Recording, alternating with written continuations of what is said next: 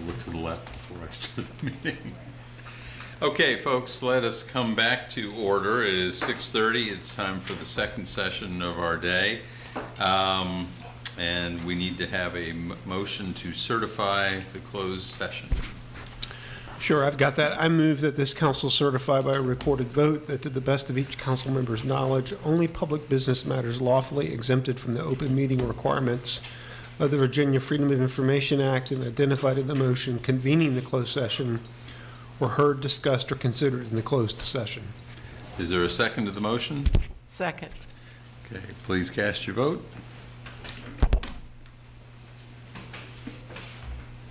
Okay, it passes 5-0. We are back in in open session.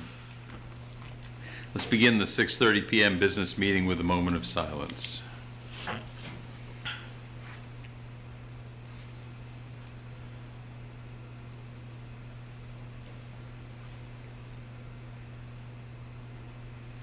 Thank you. Councilors, any announcements?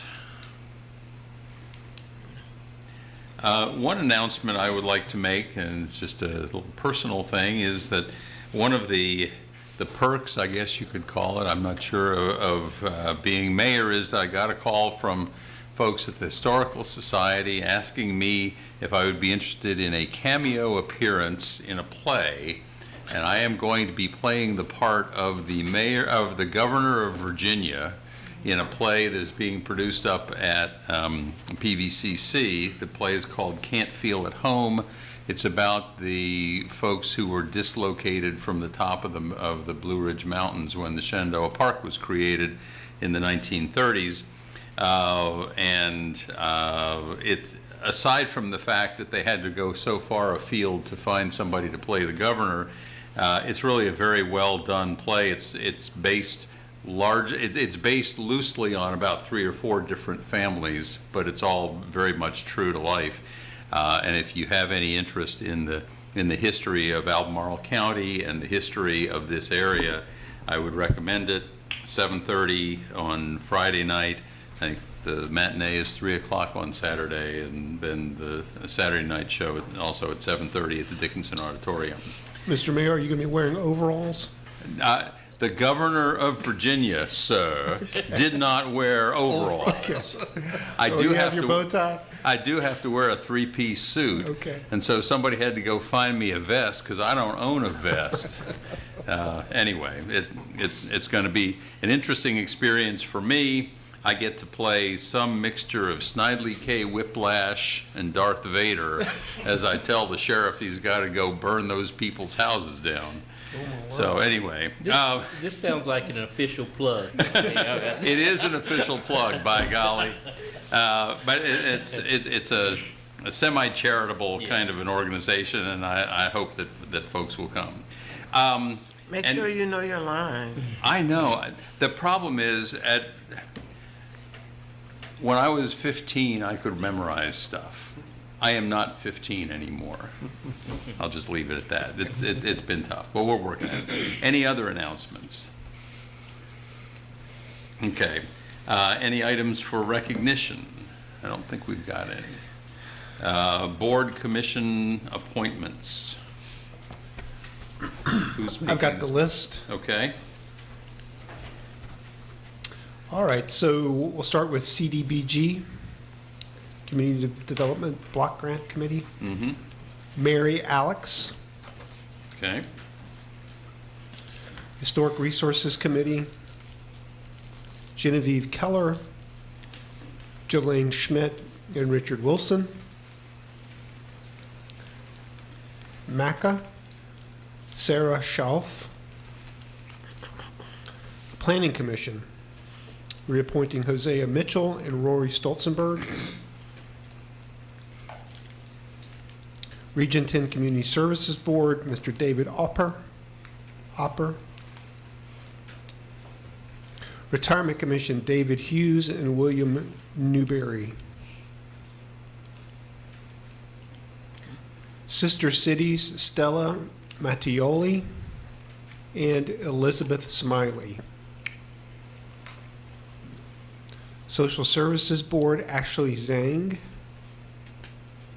Maybe pronouncing that. I apologize if I am. Towing Advisory Board, Dan Miller. I believe that's all. All right, is there a second to those appointments? Second? Any discussion? If not, please cast your vote. Those appointments are now passed unanimously. Consent agenda. Ms. Thomas, please read the consent agenda. Number 1, minutes, May 23rd, Joint Council Planning Commission work session. Special meetings, June 1st, June 5th, June 7th, and June 8th. 2, resolution appropriating insurance claim reimbursement for the Avon Fuel Station Replacement Project, $40,000, second reading. 3, resolution appropriating Virginia Department of Criminal Justice Services American Rescue Plan Act for Law Enforcement Equipment Grant 2023, $447,000, second reading. 4, resolution appropriating grant funding from the Virginia Department of Emergency Management Emergency Shelter Upgrade Assistance Fund, $445,307, second reading. 5, resolution appropriating Charlottesville Supplemental Rental Assistance Program funding, FY23, for use in acquisition of property, $137,500, second reading. 6, resolution appropriating supplemental Federal Transit Administration and state capital funding, $7,323,087, second reading. 7, resolution appropriating funding received from UVA donation to Emmett Street and Fontaine Avenue streetscape projects, $5 million, second reading. 8, resolution appropriating $5,300,000 to the Charlottesville City School Board for the acquisition of K-Tech, second reading. 9, ordinance authorizing the conveyance of city-owned sanitary sewer line easement on West Main Street and Water Street for the Code Building Project, second reading. 10, ordinance amending and reordaining Chapter 31, Utilities of the Code of the City of Charlottesville, 1990, as amended to establish new utility rates and service fees for the city gas, water, and sanitary sewer, second reading. 11, resolution Fontaine Avenue Fire Station Alerting System Update, one of 2 readings. Okay, we will now, we'll now take public comment regarding items on the consent agenda just read by the clerk. Each speaker will have up to 3 minutes. In the Zoom webinar, you may select the raise hand option to be placed in the speaker queue. If you've joined by phone and wish to speak on the consent agenda, you can press *9. We will alternate in-person and virtual speakers, and this is only for those 11 items just read. If you signed up in advance to speak, that moment will come in a few minutes. It's not now. Is there anybody in council chambers who would like to speak on one of the consent agenda items? Seeing none, is there anybody online who would like to speak on one of the consent agenda items? Yes, Mayor Snook, I see one raised hand, Chris Meyer. All right, Mr. Meyer, you have 3 minutes. Good evening, Mayor, councilors, and city staff. I'm addressing item number 10, the Charlottesville Utilities Ordinance. In the days after the Seaville Gas public hearing on June 5th, on the utility hearing, a smoky haze descended upon Charlottesville caused by the unprecedented wildfires in Canada. My kids were kept inside for recess at school to protect their lungs. These fires were exacerbated by climate change. Unfortunately, what we learned from the public presentation at the public hearing about Charlottesville Gas for the next year and their rates, and by reading their rate reports, is that their emissions are going up, not down. In the report and presentation, they didn't suggest any new changes to the way they do business that would significantly reduce their climate change causing pollution. Rather, it will continue on business as usual. I'll note last year, at the same public hearing, many of you and I questioned them about carbon offset purchases and why they're buying $300,000 plus of offsets from British Petroleum. Did anything change since last year? No. This year, they touted a low-income weatherization program they literally spent only $9,000 on and served 12 families during what was the most expensive winter heating season we've known in the last 10 years. $300,000 plus to British Petroleum and $9,000 to helping low-income families weatherize their homes. The response was also to study decarbonization. Start the study in this January, and study it for the entire year. Is someone dragging their proverbial feet? Things need to change and change quicker. While I'm not suggesting you vote down their rate ordinance and this consent agenda, I'm highly suggesting you get the needed changes and demand better from Seaville Gas Management. In the meantime, I hope to not see any more smoky, hazy days descend upon Charlottesville. Thank you for your time. Thank you, Mr. Meyer. Anybody else in person? Anybody else online? I see no additional raised hands. Okay. Any further questions or comments from council on consent agenda items? I move for approval of the consent agenda. Okay. Is there a second to the motion? Second. Any further questions or comments? Not, please cast your vote.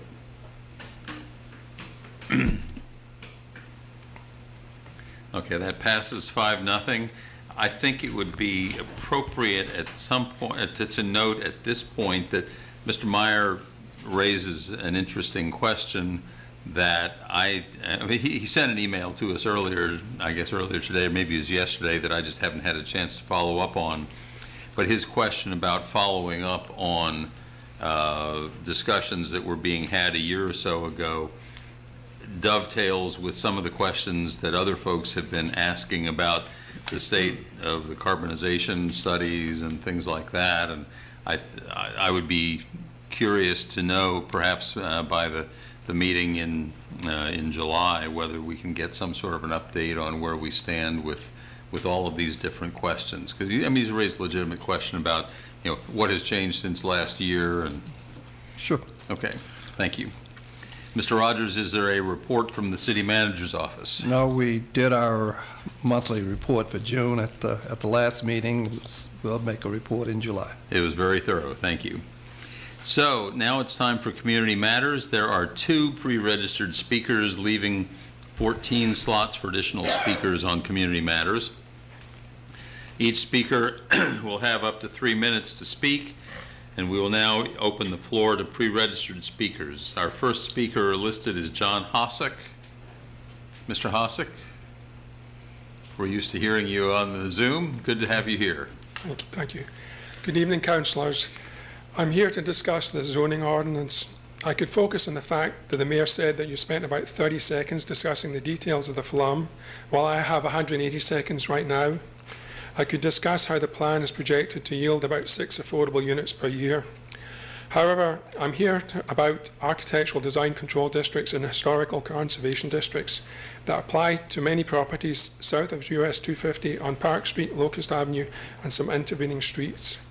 Module 1 contains only a placeholder, but the essence is clear. These are overlay and they will be respected. Demolition in these districts will be on an exceptional basis. Since this plan is equity at its centre, I would like you to ponder the equity involved that allows some streets to get this get out of jail card. To be clear, I like one of these from my own street. I'm not proposing that you tear up these districts. I view these districts as an informal contract that homeowners buy into, limitations and responsibilities taken together. I also note that homeowners bought into current zoning for similar reasons, an expectation of stable responsibilities and limitations. So both zoning and conservation districts are informal contracts. The city evidently takes the view that it can tear up one of these informal contracts, but the other one appears to be too toxic to touch. How exactly is that defended? Are there some demographic issues here? While there appears to be no immediate loss from just tearing up these informal contracts in front of those involved parties, be aware of the long-term cost in terms of the loss of trustworthiness that may take decades to correct. Thus, while I'm disappointed not to be a beneficiary of one of these districts, I'm here about a bigger issue. I have a bigger issue than this. The high-intensity development that would otherwise occur closer to the downtown core, where it makes sense, is now pushed to just outside of these conserved streets, i.e. adjacent unprotected streets in North Downtown, Martha Jefferson, and my own neighbourhood in Locust Grove. This amounts to doubling the development pressure on these adjacent streets. This I cannot support. Is there a better way? It would be better to enable context-sensitive development citywide, like attached or unattached accessory dwelling units in rear yards, or house splitting into separate units wherever feasible. Developments of greater scale ought to go through a proper accelerated review process. After all, in 2022, the Planning Commission, City Staff and Council approved the following in one neighbourhood: 95 units at Maca, 85 affordable, 50 affordable units at Park Street Christian Church, 60 units at Mount View Baptist Church, and 77 units in the floodplain, by the way. All of these have legitimate controversies: road safety, tree loss, and stormwater, etc. So from where I'm sitting in my neighbourhood, I just do not see what is the pacing problem with the current zoning code as it stands today. Thank you for your time sacrifice for the important job that you do. Thank you, Mr. Hossack. Our second speaker is Sam Gulland.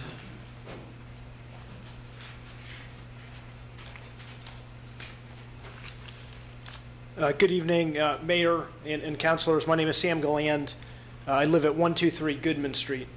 I'm speaking tonight on the Zero East High Street proposal on the Rivanna floodplain. The project is concerning because it proposes a massive amount of fill dirt, up to 17 feet and over several acres, to elevate the apartments out of the flooding risk in a 100-year flood. That's great for the apartments. The downside is that it will increase flooding risk for the neighboring properties. Imagine a flood scenario where water has crept up to Caroline Avenue and a fairway, and then add 100,000 cubic yards of fill dirt near the river with walls on multiple sides. The water will go somewhere else, which happens to be yards and houses. As you probably know, this project has not come to the Planning Commission or to City Council because it is seeking a by right approval. So why am I speaking to you about it? The reason is that the project includes new public facilities that require separate authorization before any other approvals. There's a section of state code that is duplicated verbatim in the city zoning ordinance. It requires that new public facilities must be reviewed by the Planning Commission as to whether they are consistent with the comprehensive plan. The Planning Commission's decision can be appealed by the developer to City Council, and it can also be overruled by City Council in the absence of an appeal. In short, it is ultimately up to you guys, the governing body. State code does offer the city some discretion. In certain cases, the public facilities may be deemed already shown on the comprehensive plan, and you can skip the formal review. As you know, the new public roads, water lines, and sewer lines in this project are not shown on the comprehensive plan, and they should be subject to a proper review by the Planning Commission. So far, city staff has been very thorough in reviewing this project against the zoning ordinance, but they have not addressed the requirement for the comprehensive plan review. I am not sure if staff is ignoring the requirement or if they have decided that these facilities are in the spirit of the comprehensive plan and we don't need to bother doing a review. Are they deeming the streets and sewer lines to be already shown on the comp plan? Who is doing the deeming? This seems particularly relevant because the project has actually proposed public roads to circumvent a zoning violation. Their two access drives were illegal, so they're asking the city to build new roads instead. I guess it's a lot easier than rezoning. In a previous letter, I asked that staff consult with City Council on how to address this comp plan requirement. I don't think this has happened, so today I would like to make a simple request of City Council, require that the Planning Commission review the public facilities proposed by Zero East High prior to any approval of a site plan. Thank you for the opportunity to speak tonight. Thank you, Mr. Golan. So that's our two pre-registered speakers. To fill the remaining speaker slots, if there's anyone online who would like to speak, you may select the raised hand option in the Zoom webinar, or if you're joining by phone who wish to speak, please press *9. In-person attendees may raise your hands to be recognized. We'll alternate you with virtual speakers. There will also be an additional public comment section at the end of the meeting. So is there anyone else in council chamber who would like to speak? Yes, ma'am. Come forward. Identify yourself. You got 3 minutes. Hi, I'm Rebecca Riley. I live on Caroline. I think a lot of you have heard from me recently. I am also here about Zero East High, and specifically about the comprehensive plan, which was endorsed by Albemarle County Board of Supervisors on February 2nd of 2022, and also adopted by the City Council here in February 7th of 2022 as a joint effort. I have a lot of things I could read, but I'm just going to choose 2 of them.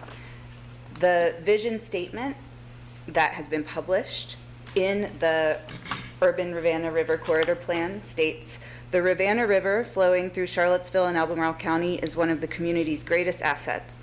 In and near Freebridge, Woolen Mills, and the Pantops area, the river corridor is and will be a dynamic place where people can experience a natural environment, healthy outdoor activities and venues, peaceful and serene opportunities, and important historic and cultural points of interest." In the paragraphs leading up to that, it states that as the guiding principles were considered to be of equal importance initially, after presenting the first draft of the vision statement and guiding principles to the committee, it became clear that the primary objective for the future of the river corridor needed to be environmental protection and stewardship, and all of the other guiding principles need to be advanced in a balanced, harmonious relationship to this critically important primary objective. So the vision statement is to protect the river and the environment surrounding it. The final thing that I will read to you is under the development and redevelopment topic within the comprehensive plan. It says, "In all cases, development and redevelopment should be planned and designed in context-sensitive ways that respect the Rivanna River's status as a scenic river, the first river in Virginia to achieve this official designation." So, as Sam said just a moment ago, there is a state code and a city zoning ordinance that state that new public facilities must be reviewed by the Planning Commission to determine if they're in line with the city's comprehensive plan. The Zero East High Street proposal and the public facilities that are on that site plan are not in line with preserving our river, with keeping the environment around the river clean and healthy and accessible to the public. So I ask that council resolve to require a comprehensive plan review. Thank you for all that you do. Ms. Riley, before you sit down, for my ease, when I go back and look this up later on, what pages in the corridor plan were you referencing? The vision statement is on page 17, Okay, and the development, redevelopment is on page 72. thank you. Absolutely. I'm happy to send other highlighted portions if you would like. Thank you so much. Thank you. Thank you, Ms. Riley. We're scheduled to walk the site tomorrow morning at Yes. 7:15. Absolutely. Rain or shine. Yeah, I'm happy to do it in rain. I don't want to get my hair too wet, but That could be a real problem. yeah. It might- Just have on your galoshes. Okay, is there anybody online who would like to address us? Mayor Snook, I see no raised hands. All right, is there anybody else in person who would like to speak to us? One last call for online.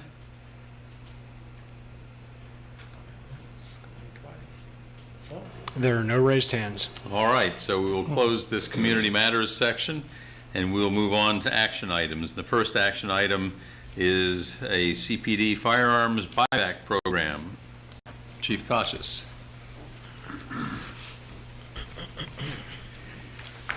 Good evening, Good evening. Mayor, councilors, city manager, deputy city manager. Before you is a proposed ordinance allowing for gun buyback programs to simply occur within the city of Charlottesville. To be clear, a gun buyback program is just one part of an overall whole-of-community approach to address gun violence. This, along with other initiatives such as the redeployment of resources to areas that are disproportionately affected by violent crime, identifying and focusing on those who commit those crimes, and most importantly, working with the community, mental health services, human services, and other community stakeholders to ensure meaningful partnerships in meeting the common goal of reducing violent crime within the city of Charlottesville. I've said it many times that the police department can't do this on its own, and we have to ensure a co-production approach with our community to address these complex issues that we're dealing with. So the purpose of a gun buyback program is to provide an opportunity for individuals who no longer want or need firearms to dispose of them. This allows unwanted firearms to be disposed of and not fall into the wrong hands or be sold illegally. It also gives us an opportunity to engage with gun owners and provide literature on responsible gun ownership.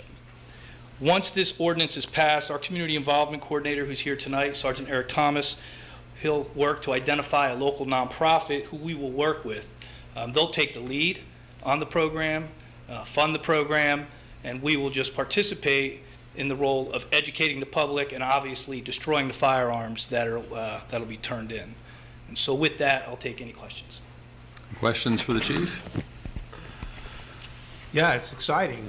Do you have a sense of, is there like a rate schedule of what you'll pay for my grandfather's old shotgun that Well, still in my garage? It depends. There's different models out there. The city of Roanoke has done 3 of these. I've talked to folks from the city of Roanoke, from the police department, and they've seen some success with it. It just depends on the firearm. So I'll give you an example. An assault weapon like a AR-15 or something like that would obviously get more money than your grandfather's old shotgun. But you know, the whole idea is to get those firearms that folks don't want anymore, so they're not left in vehicles or stolen from a home or something like that, and make their way onto the streets of the city of Charlottesville. So are y'all looking tonight for just sort of the enabling legislation to let you develop the program? Is that the idea? That's it. Yes, sir. State law requires that we have an ordinance or a resolution that allows us to have or actually enter into agreement with a nonprofit within the city to conduct a gun buyback program.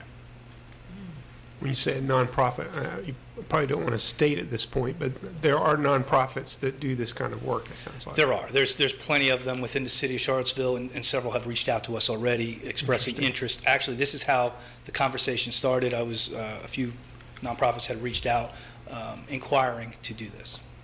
And you say Roanoke and other cities like that are doing this? Correct. City of Roanoke, I know Norfolk has done it, and I want to say Richmond is as well.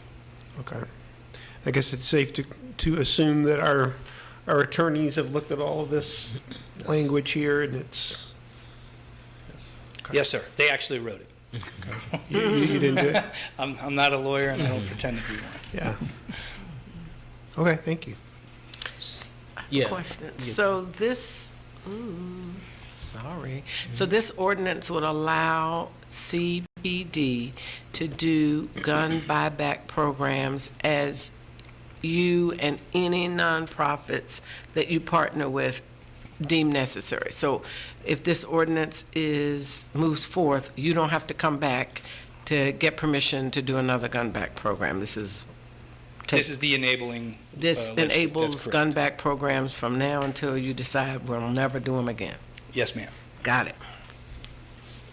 So I was recently in Denver, and I attended church while I was there, and this particular church was partnering with other churches to have a gun buyback or donate program, and they would melt them down and use them as garden tools. I think it was Guns to Garden or something like that. Anyway, thought it was it seemed to have gotten, because Denver has seen a uptick in gun violence.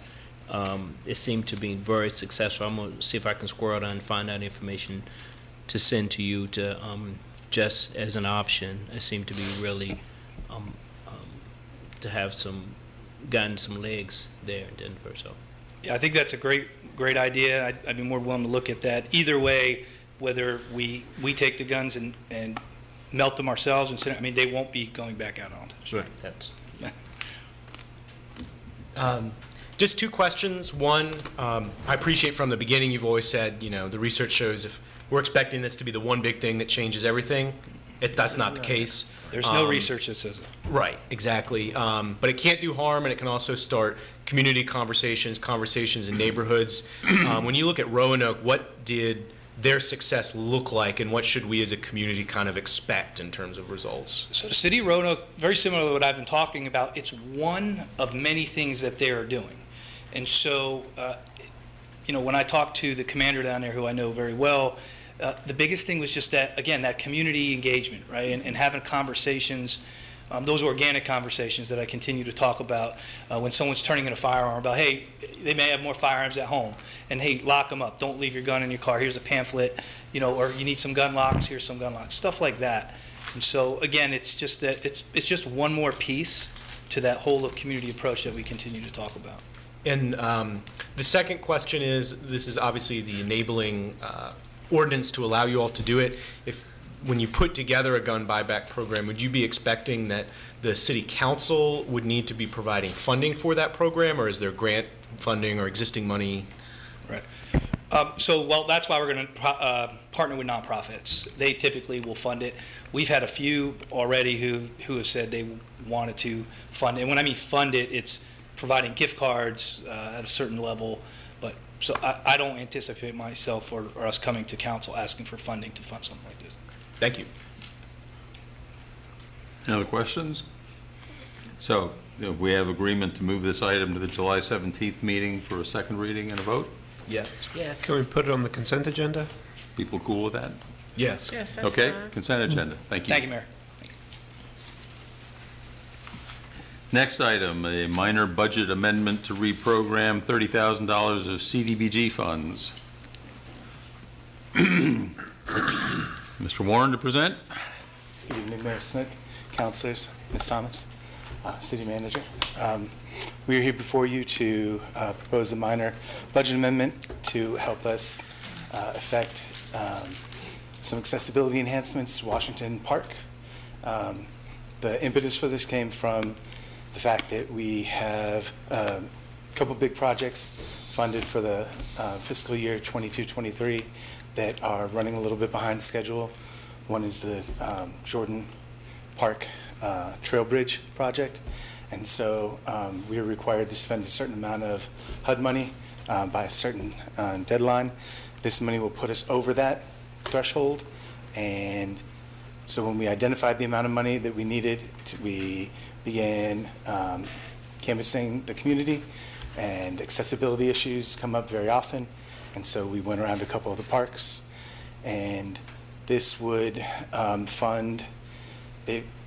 I should have put together a slide deck maybe, but if you picture Washington Park, in between the pool and the adaptive rec building, there are 3 handicap parking spots and a curb cut ramp that comes up onto the sidewalk. Then when you go into the park, there's a very narrow pathway that extends for about 9 feet and then takes a very sharp left turn and heads into the main pathway into the park. And that's very hard to navigate with wheelchair or other accessibility tools. And then there's also gravel in there and around the adaptive rec building. So this funding would allow to completely remove that very narrow pathway with the gravel and have a city contracted paver come in and create a gracefully arching pathway that would go from the handicap parking spot right to the main pathway leading up to the adaptive rec building, and then to put 2 9-feet paved pathways in and around the adaptive rec buildings, which both entryways are currently gravel, which are very hard to navigate and become flooded during the rain. We've been working with Parks and Rec on this. This fits into their large plans, and they work with a paver who did the pathways around the skate park. And so they would be the exact same 9-foot pathways that they use to circumnavigate the area around the skate park.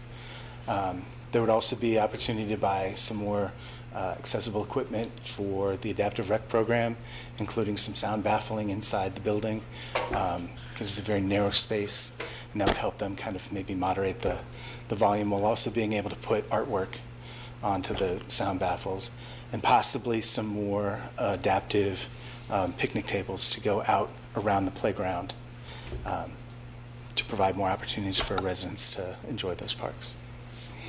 Thank you. Councilors, Happy to take any questions. No?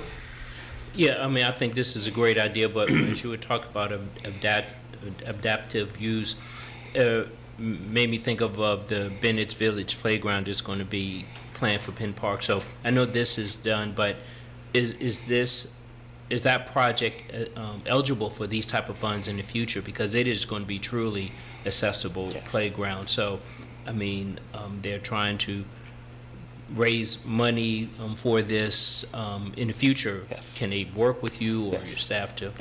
Yeah, that could definitely, that kind of a project. That project is being conceptualized, as best I understand, from the ground up to be fully accessible. Yeah. And I think in America today, no playground should be built that is not from the ground up fully accessible. That would definitely be eligible to apply for CDBG funding in the future. We'd be more than happy to work with the people behind that. It's Kara. So do I have her to contact you or Alex or who's the? Both of us. Thank you. So I have a question. I think this is an excellent idea. You are asking for additional money because the monies that you currently have through your grants and other HUD fundings will allow you to do X, but in order to do what we need to do additionally to make the area more adaptive is an additional $30,000, or did Yes. I get it confused? No, you're exactly correct, Councilman.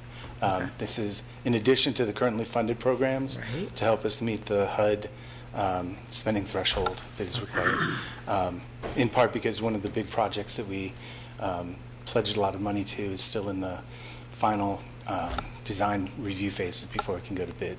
Okay, so what's the turnaround time to get this done? Because the park is already open. The park is already open. We have met and walked, I've met and walked the ground with Parks and Rec and the paver.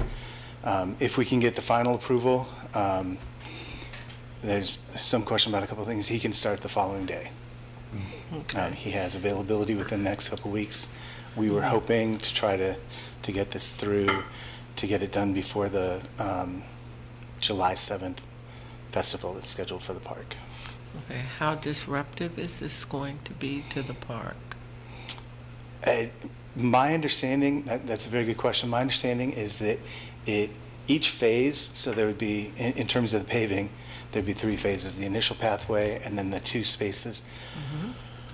Would probably take 2 or 3 days. It's a very simple process for them to come in and dig out and prep the, what they call the pad.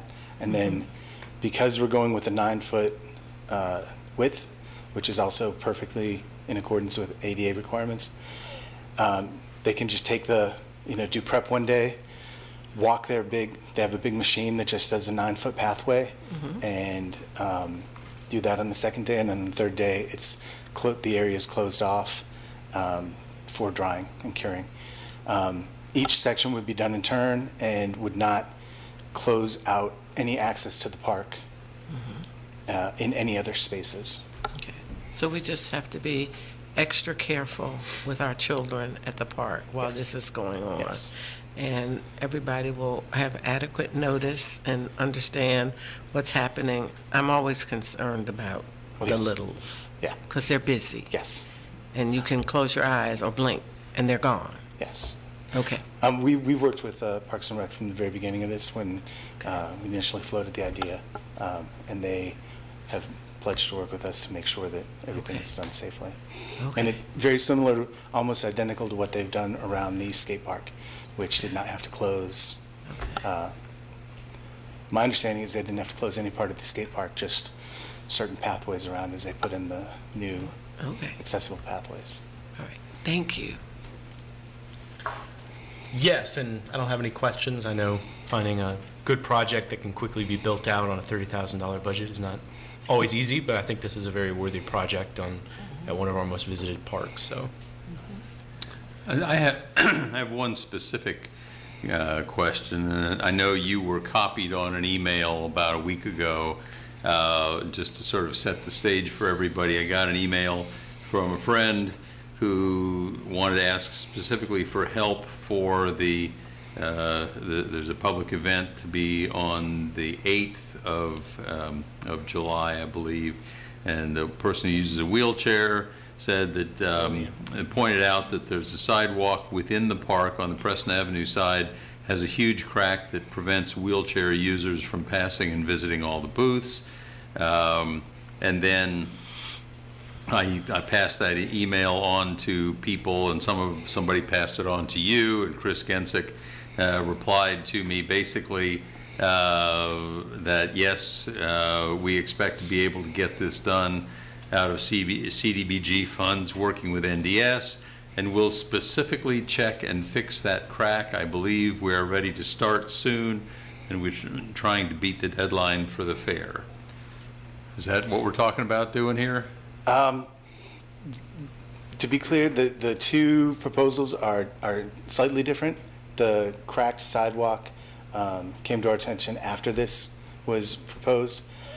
But as a result of that email, we did communicate, Chris and I, with Public Works, and they have the staff and the equipment to do that kind of a repair. So I'm not exactly sure what the status is, but one of the last emails talked about how that could fairly easily be done prior to the July 7 fair, using existing Public Works, Public Utilities equipment and crew. So the fact that I'll we follow up on would, that we would have a second reading on this to officially approve it on July 17th would not prevent you from getting the work done before July 8th? It simply provides the way that it's going to end up getting paid for or reimbursed? Yes, that is a good question. We are working with the city attorney. The practice is to have 2 hearings, but according to the HUD-approved citizen participation plan, the formal requirement is 1 hearing. So we're hoping to get approval and then confirmation from the attorney that the work can go forward, and then we come back. Is this one of those things where if we pass the motion by at least 80% or 60 or something like that, that we can dispense with a second reading? Do we know? I know there's some provision out there that allows us to dispense with a second reading under certain circumstances if we're basically unanimous. Mr. Ekafuna, you... Good evening, councilors, mayor, city manager. I think that's the question both of us have been asking ourselves. What is the best way to expedite this? Your question is what I think the city attorney needs to clarify. Okay. If we keep on the current schedule and have a second reading on July 17th, is it going to be possible to use this reason for, I was going to say excuse, but that sounds sort of snide. Is it going to be possible to use this funding or the promise of this funding to make these particular improvements? Yeah. I don't think it's possible. It's going to be possible. However, we can look into that because this is a hard money. The city, the prior city attorney indicated that this has to be 2 readings. Yeah.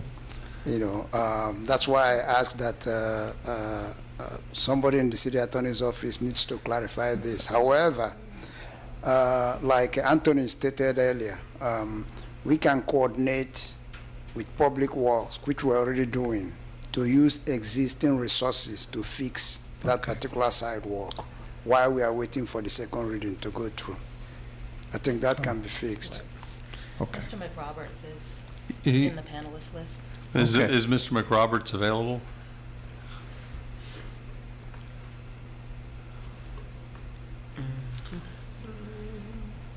Andrew McRoberts? I see him on the Zoom, but he'll need to start. There he is. Good evening. How are you all? Good evening. Have you been listening in on the conversation that calls us to call you? No, I really was not. I apologize. Okay. I stepped away. So the question that's presented is that there is a minor budget amendment to reprogram $30,000 of CDBG funds. We would like to be able to use it to make some specific repairs before a July 7th fair to be held in Washington Park. and there's specific, and that's what this is really trying to do. Right now, it's set for a first reading tonight, second reading on July 17th. I have a dim recollection, and this is a classic case of a little knowledge being a dangerous thing, but I have a dim recollection that there is a provision out there that says that if we are able to approve something by an 80% vote or a unanimous vote or something, that we can dispense with a second reading. That's true. Mr. Mayor. We have a provision that says if you essentially get a supermajority, 4 votes out of 5, and vote to adopt it immediately, the second reading is waived. Okay. So if we can do that, that would get you the approval to be able to take immediate action, basically. Yeah, once. Yes, sir. Okay. We should use this rule more often. Well, I think as a general proposition, we ought not to, but we ought not also to stand on formality if there's a need to move and it seems clear. So are you looking for a motion to approve the resolution before us? And if we get the vote of at least 4 of us, then it would dispense with a second reading. Then I would move to approve the resolution reprogramming community development block grant funds from fiscal years 2017 to 2019 to enact accessibility enhancements in one or more city parks in the amount of $30,000. And the motion would include specifically the idea that if it is approved by the appropriate supermajority, it would take effect immediately without a second reading. Yes, if approved by supermajority, it would take effect immediately. Yes. Is that adequate, Mr. McRoberts? That would be fine. Thank you, Mr. Mayor. All right. Any Second. further discussion? That's a second. Got a second? Okay. Any further discussion? Shall we vote? Okay, 5-0. That's the supermajority necessary. We don't need a second reading. Go forth and do good things. Thank you, Mayor. And let me add, by the way, because I just want to comment on this. This is something that was already kind of in the works before the email that I got on June 8th. And the email I got on June 8th included the line, "My friend told me, thank you so much for caring, but unless you know someone on city council, you'll never get that crack filled." And I wanted to tell everybody that the reason why it's going to get filled is not just because somebody knows somebody on council, but because, in fact, it was already kind of in the works. That people had identified it, and, in fact, that the email that I got said, we already intend to try to beat the deadline for the fair. So while I will be happy to take credit for all kinds of things that are not my doing, I don't really deserve the full credit in this respect, and you all do, for having identified the problem and being able to jump on it. I appreciate that. Correct. Thank you, Mayor. Thank you. We appreciate that. Okay. And thank you, Mr. Warren. Okay. Next item, approving an agreement with CRHA for the Dogwood Properties portfolio and reassigning an $850,000 promissory note. Mr. Sanders? Yes, sir, Mr. Mayor and councilors. Back in April, you approved a $5 million capital investment for the acquisition of the Dogwood Properties portfolio.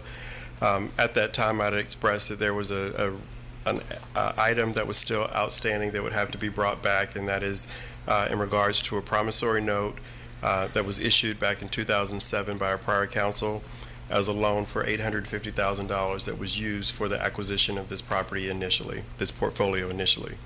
The funds were awarded to PHA, who then used them through the Dogwood Properties of Charlottesville, LLC, a company in association with Woodard Properties.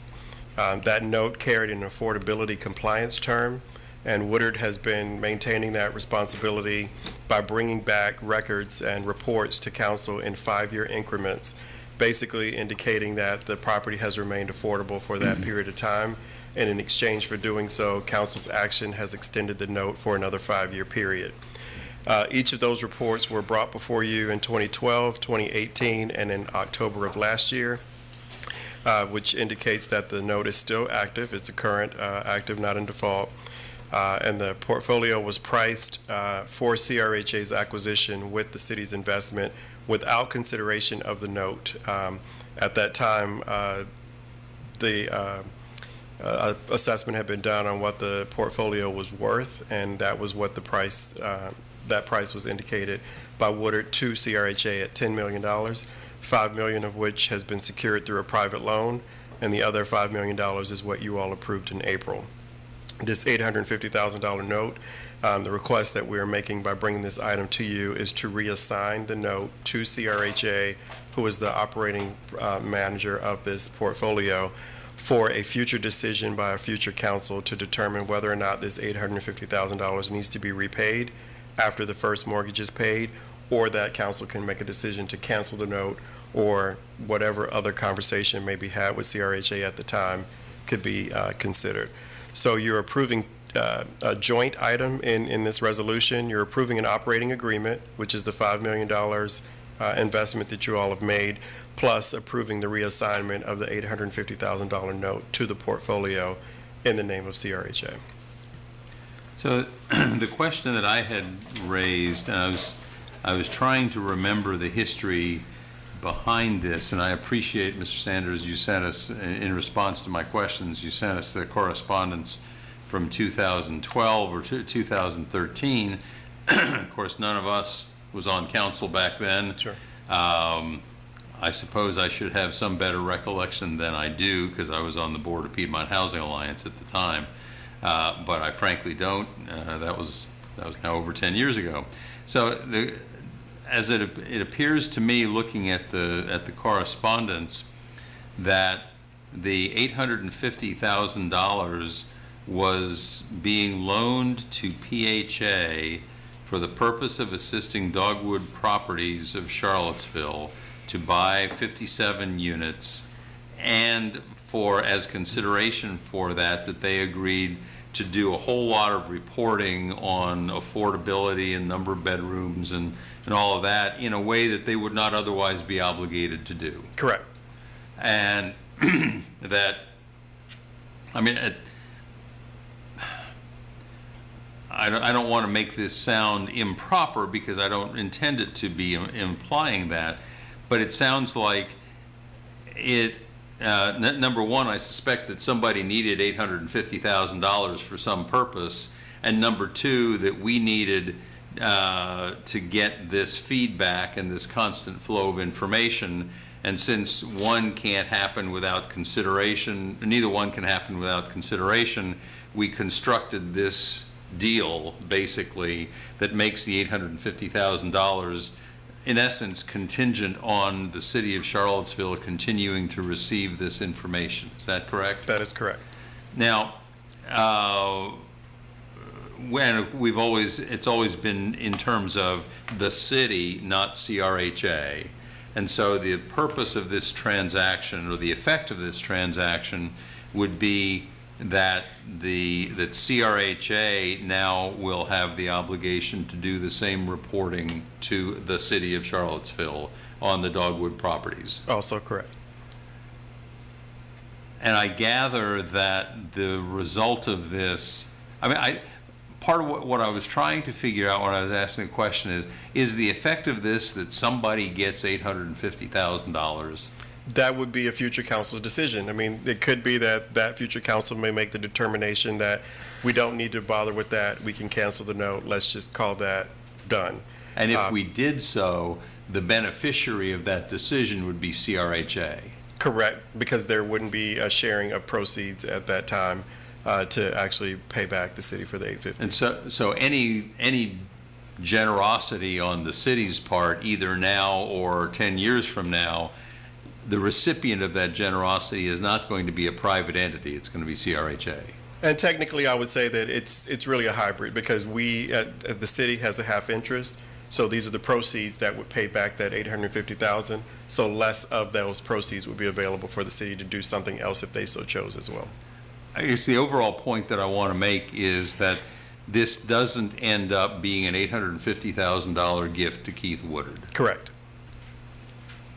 It might end up being some contribution, some forgiveness of a debt to CRHA. Also correct. Okay. Thank you. Councilors have other questions? A question on the loan agreement portion. Are we in a place where all parties involved agree in terms of what we're going to be voting on tonight is in a place that's acceptable in terms from all parties to be able to sign on? Yes, what you have before you is a draft, and I worked with the Sands attorneys last week and made sure that everything was written in a way that the city manager is who you're authorizing to make any adjustments to the language. I met with John Sales this morning to have a conversation about exactly that. We went through a few things that we can make as some adjustments. Those all appear to be reasonable adjustments that can be made, and I anticipate that the attorneys from Sands would agree with that. And with your approval tonight, that would authorize the city manager to execute the document. Okay. And us voting on what's in the packet still allows those Yes. adjustments? Okay. Yes. Thank you, and I appreciate that work. Other questions? So a few months ago now, I guess, we voted to allow this to move forward. I guess at the time that was sort of direction to you all to take us to this place now. In other words, we assigned the funding, directed the funding to be allocated for this work. And what we're looking at tonight is the actual loan agreement? Yes, it would be the operating agreement that is between the city and CRHA. Okay. Other questions? I checked with the housing authority too, and they're happy with the language, Okay. so thank you for working with them. So can we have a motion?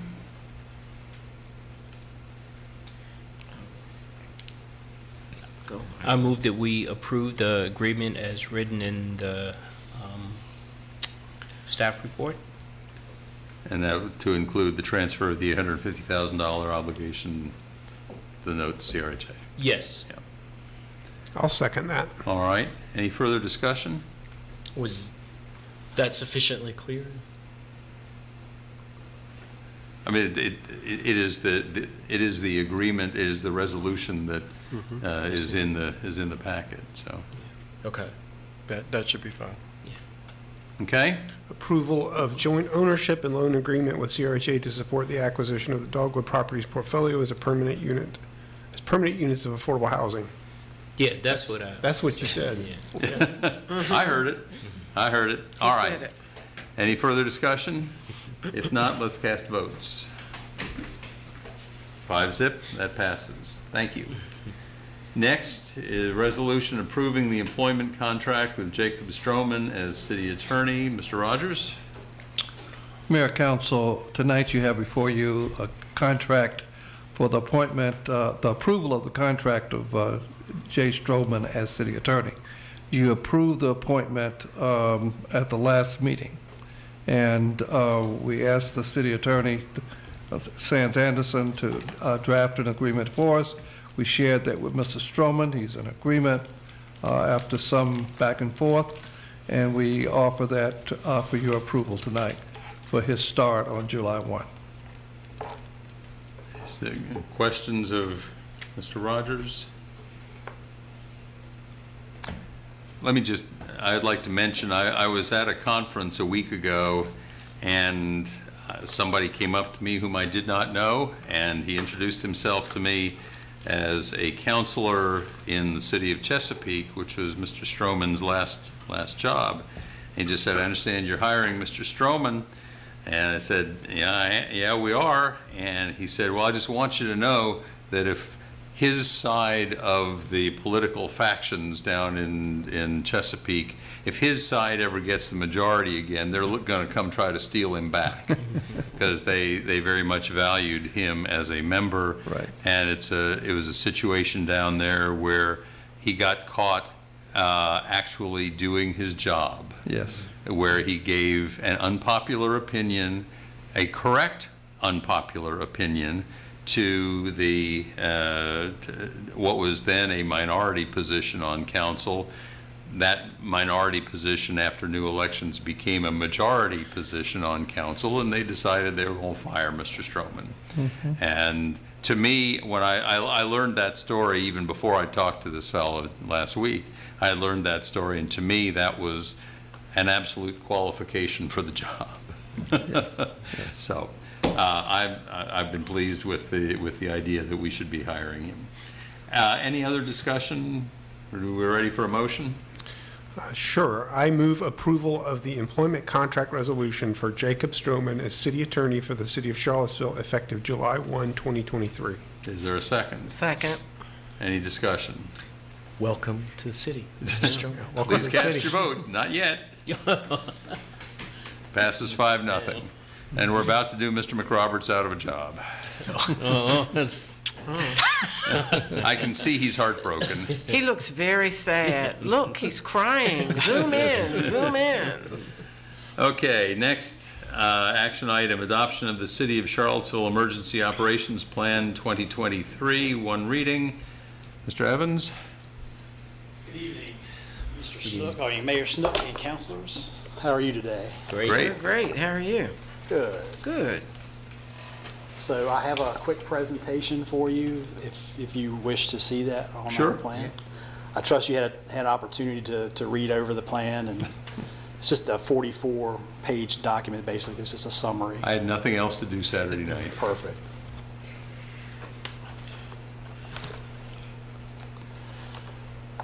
Let's see if Mr. Dillahunt will pull that up. Is there a presentation? Yeah.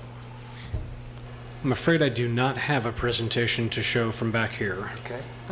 I uploaded it to Civic Clerk. Maybe that was the operator error then. Okay. So I'll just kind of run through what this plan is. So a little background is that there was a regional concept or a regional emergency management coordinator. That position was never filled post-COVID. There was a regional emergency operations plan that was never adopted. So each jurisdiction, meaning Albemarle and the city of Charlottesville, had to create their own EOP. So with that, I started writing and looking at some of the policy and comparing policies with the regional plan and came up with kind of ours. And so the city of Charlottesville emergency operations plan is a multidisciplinary all hazards plan. And it's just a framework of how we will do business during an emergency, and it highlights who does what, which department does what, and it has how they're going to accomplish their tasks during an emergency. And that, in a nutshell, that's what that is.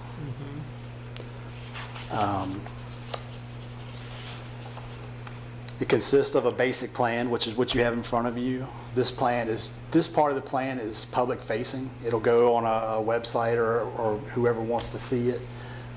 But there are four other appendices, and that's something that's for official use only, but it describes like support annexes, who's going to do what during an emergency and things of that nature.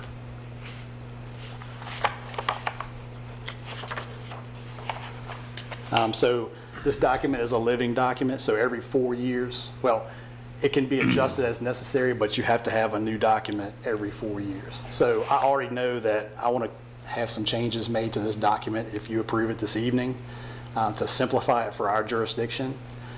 So that's kind of where I'm at with this plan. Could you remind me how long you've been in this role? I started about this time last year shadowing Chief Belicia, who was the acting emergency management coordinator for the city. Were you with the city prior to that? I was in the fire department for 17 years. Okay, but you took over or promoted to this position? Yes, sir. Okay. Kicked upstairs? What's that? Kicked upstairs? Yes, sir. But there's some authority here. There's local, federal, and state authorities and guidelines. Is how I wrote this emergency operations plan.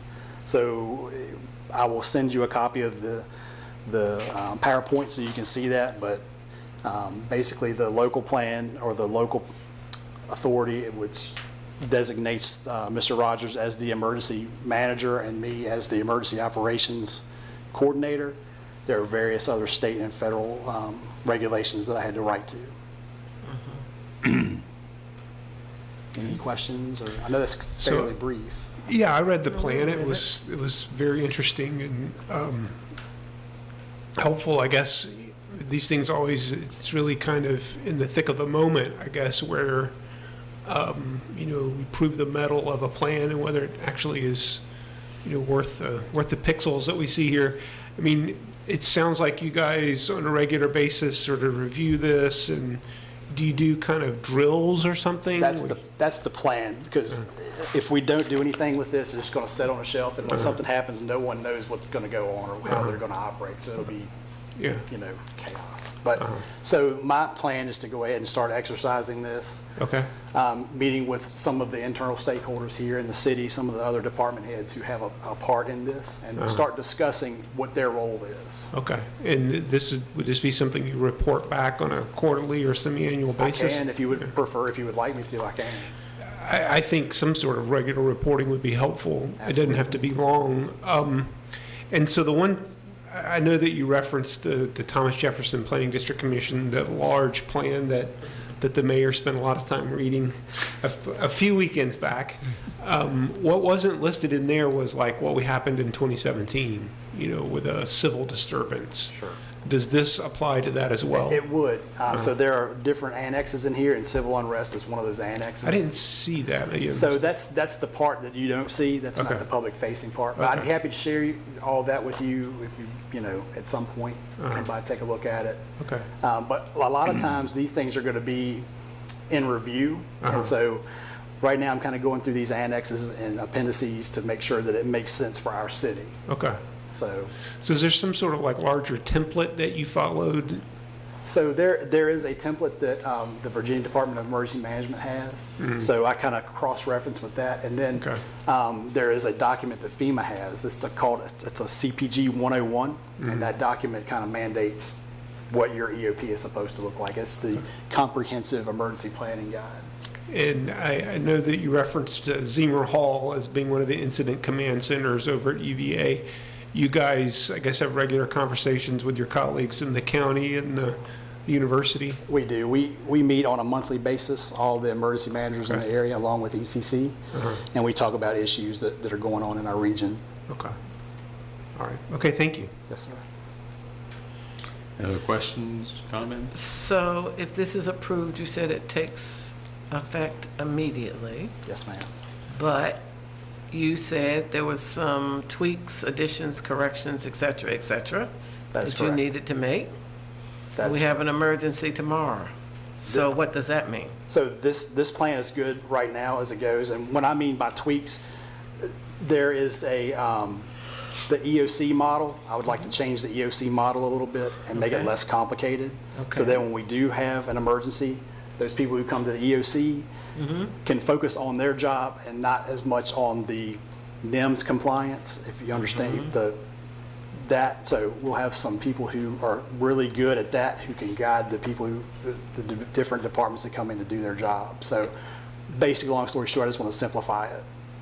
So no emergencies until it's simplified. How about that?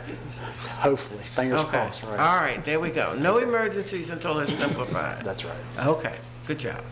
Is this something where the overall protocols would allow you to make tweaks as necessary without coming back to us? Absolutely. It's a living document. So if we exercise the plan and we find that something's not quite right, then we can go back and do an AAR and we can make a change. Okay. And I assume that there would be some sense of, if you're massively reworking it, you'd have to bring it back to us. Absolutely. But failing that, operational details, we don't need to be worried about. Right.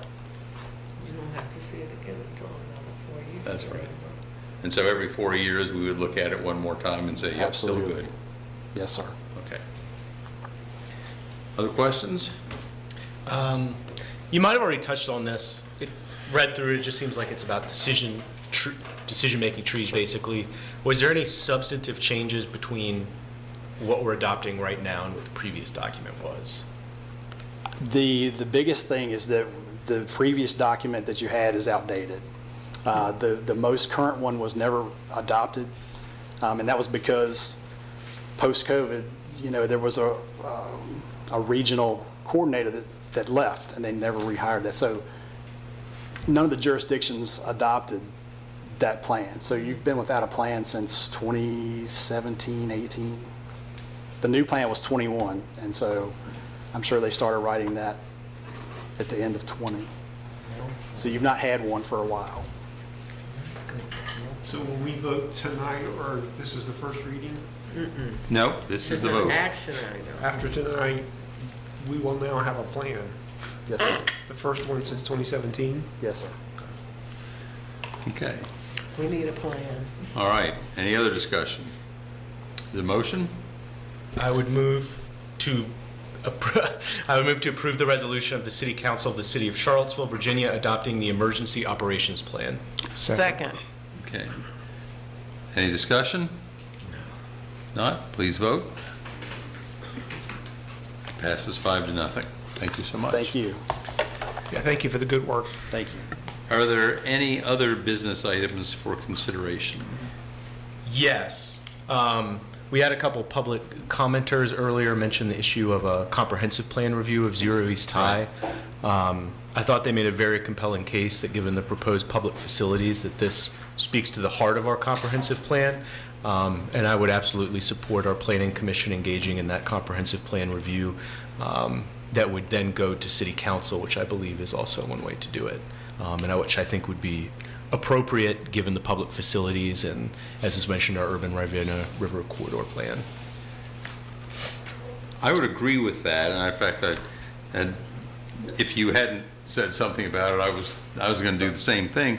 The question that I've got, though, is a practical one, in that I think that the vote, I think we would have to vote, simply one or two random councilors saying, hey, you all ought to do, even three councilors saying without a formal vote together would not constitute an official action. We would have to have a vote. We have not noticed this as being a topic for a vote tonight. My concern is that I think that the Planning Commission is expecting to take this matter up again at their meeting on July 11th, which would be before we would have a meeting where we could, with proper notice and all the rest of that, pass a resolution asking that they do something more. Now, I notice Mr. McRoberts is up on screen. Any thoughts on what we can or cannot do here? Well, what the speaker was talking about is often in local government circles called a 2232 review. And that's after Virginia Code Section 15.2-2232. Some localities call it a substantial conformance review. And the idea is to make sure that public facilities, utilities, streets, things like that are consistent with the comprehensive plan before you move forward. I have not discussed this with your planning staff. Presumably they know how to do 2232 reviews, and my guess is that they're probably on top of this. The good news is there's really nothing for council to do. It's something that, if appropriate for a 2232 review, is taken up by the Planning Commission, usually at the request of staff, and then there's the ability to appeal it to council. Or I think the speaker's correct. I think that the council, if it wants to appeal something and reverse something, also has the right of appeal as well. So I don't think there's any action y'all need to take. Certainly, I plan on following up with your planning staff tomorrow and find out what Misty's position is on it and see where that is. Mayor Snook? Yes? This item has already been addressed from a planning staff perspective. They have worked with the Planning Commission to ensure that there will be a review. That's already been acted on. So this being a comprehensive plan review? Exactly.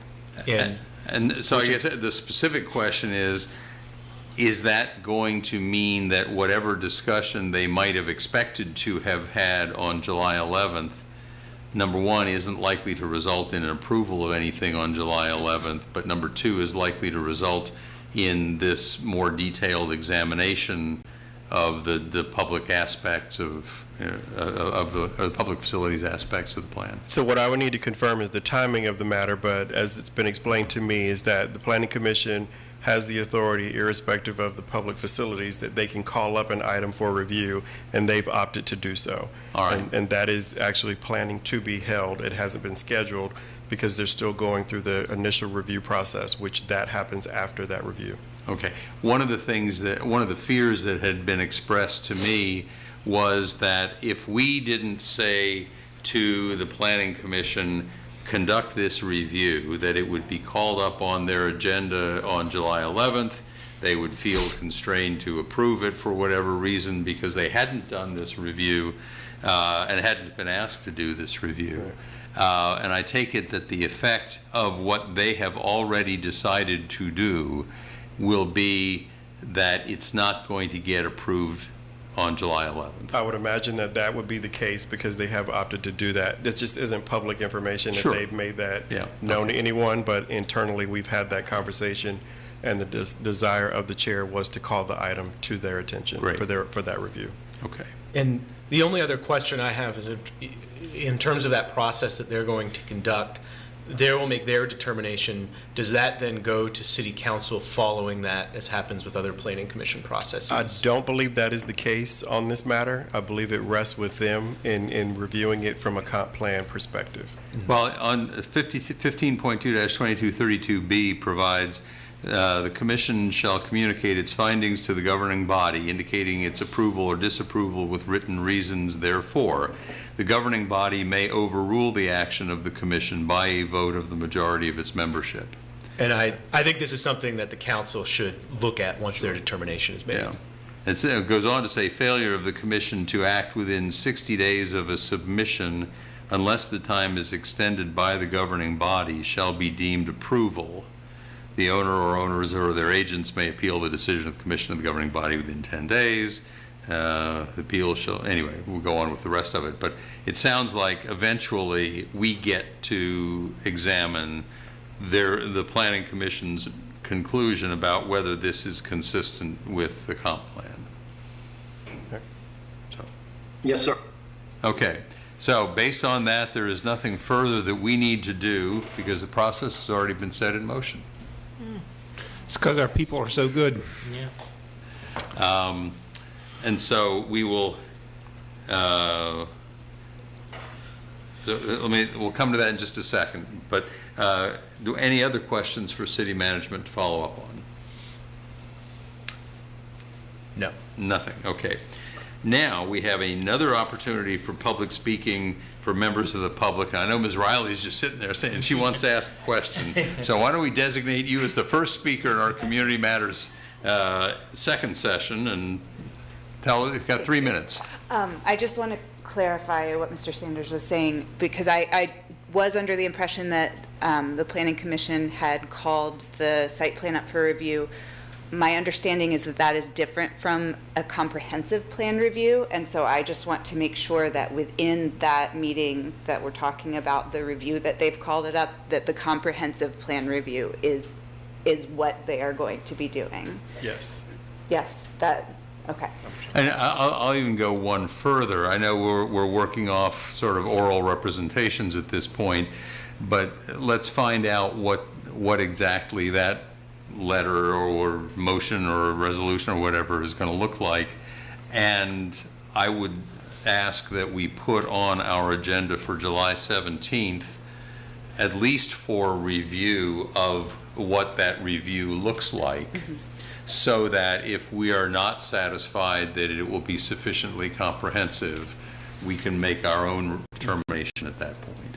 But I really feel strongly this is something that we should not have substantive decisions on without having notice to the public.